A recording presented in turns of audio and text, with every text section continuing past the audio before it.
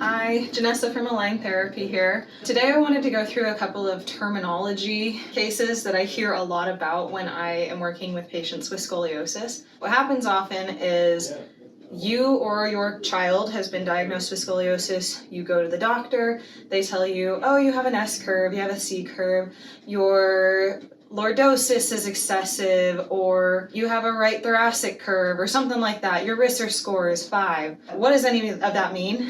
And a lot of the time, it feels like they're speaking a different language. We try really hard in medicine to speak layman's terms, but sometimes that doesn't always come across. So today I wanted to give just a brief overview of some of those really typical terms that you hear a lot with scoliosis and kind of outline what those are so that when you hear about them, you know what's going on. So to start, I wanted to go through a little bit of anatomy.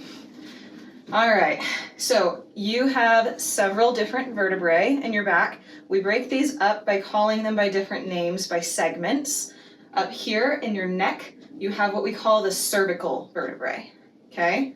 In your upper back, you have 12 thoracic vertebrae. These vertebrae are the ones that attach to your ribs. So you'll be able to kind of count your ribs, and if you can count your ribs, you can count your 12 vertebrae, okay? After you get through those, you have lumbar vertebrae. They're at the low back. Low back starts with L, lumbar, okay? And then after that, we have your sacral vertebrae. Now the sacrum is all fused. We don't really talk too much about all of that with scoliosis. They don't really get much lateral deviation, but it's good to know what those are, okay? So again, cervical, thoracic, lumbar, and sacral. All right? When we turn you to the side, you can see that this spine has a couple of curves in it, and this is where we're going to get onto the whiteboard a little bit. All right? You're going to hear your provider maybe talk about kyphosis and lordosis. So a kyphosis is any kind of a backward curve, anything that goes to the back. So you can see your thoracic spine has a kyphotic or a kyphosis curve. It goes backward. It's supposed to do that, okay? Lordosis is any kind of anterior or forward curve, okay? So this person has a lordosis in their cervical vertebrae, in their neck, and a lordosis in the lumbar vertebrae, in their low back. Both of those are supposed to be there. These curves help us distribute forces and take on load and shift it down to the pelvis when we're doing any kind of upright activity. You can see your vertebrae are really small bones. They're not really supposed to take tons and tons and tons of load. Your hips are way bigger. They can handle that kind of thing. So these curves help us to translate forces down into the hips where these bones can kind of handle that load a little bit better than all these tiny little vertebrae.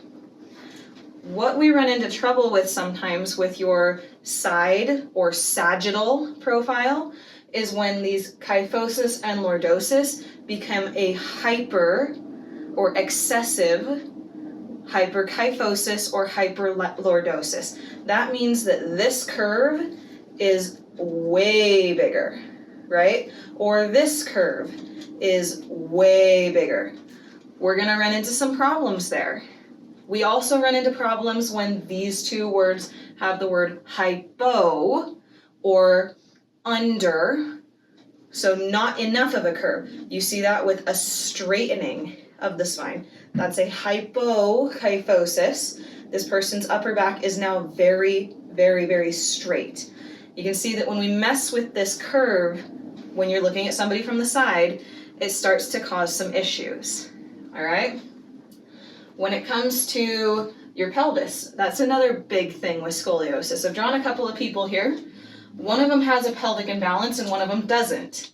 We've got this dotted line down the middle, okay? Sometimes your curve sets your pelvis right back center, right underneath your head, so it's not shifted side to side. But sometimes your curve pushes your hips out away from your center line. That shifts you over, all right? And that kind of just puts you in a lean a little bit. A lot of the time, people with scoliosis don't realize that they have a pelvic imbalance, right? They think, I just stand like this.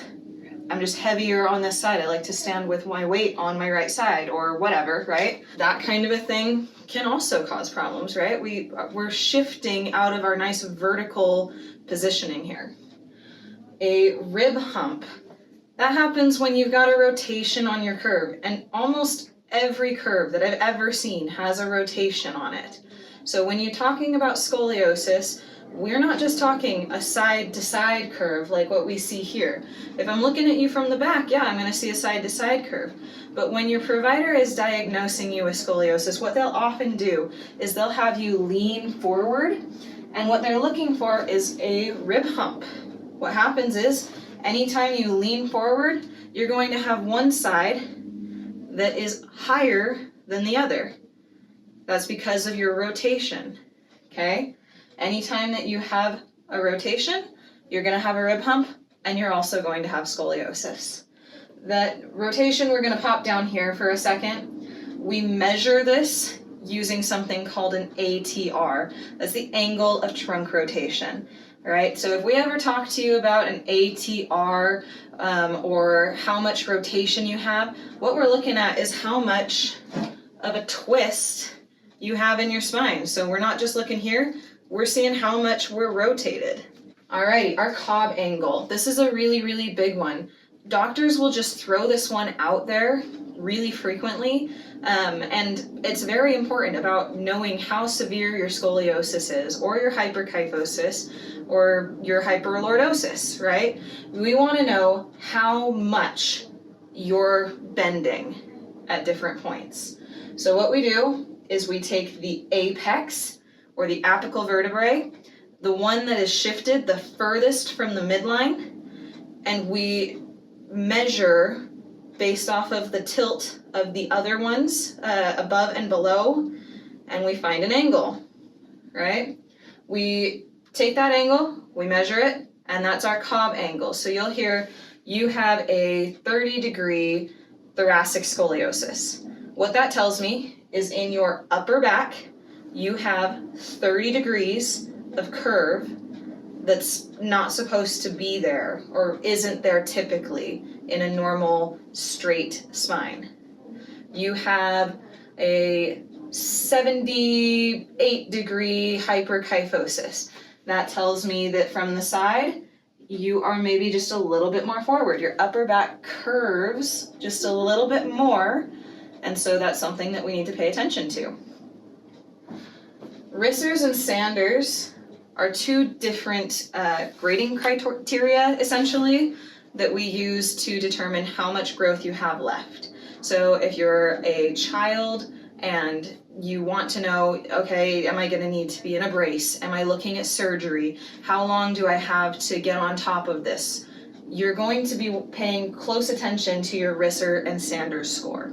These are radiological or X-ray measured, so you have to get an X-ray in order to know where you're at. Essentially all we're doing is we're looking at your growth plates and we're saying they have X amount left before that growth plate closes. That kind of gives us an idea. We have a few months, we have a little bit before we're into a big growth phase, that kind of a thing, before we can get on top of this, or maybe we're past a growth phase and so bracing's not going to be as effective. The Rissers and Sanders are super important for any child that's been diagnosed with scoliosis, which takes us over here. We have different types of scoliosis diagnoses, okay? So we have this word up here, idiopathic, that shows up in a lot of scoliosis diagnostic. What it is, essentially, idiopathic means that we just don't know what caused the scoliosis, right? Scoliosis currently does not have any known cause for why it happens.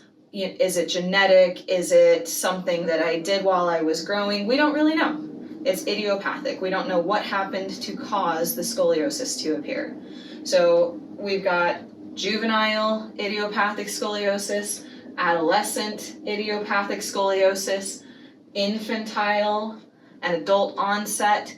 These mostly just have to do with the age you were when you were diagnosed with scoliosis. So if you were an infant when you were diagnosed with scoliosis, you have infantile scoliosis. If you were a child, if you were under 10, you were diagnosed with scoliosis, you got juvenile idiopathic scoliosis.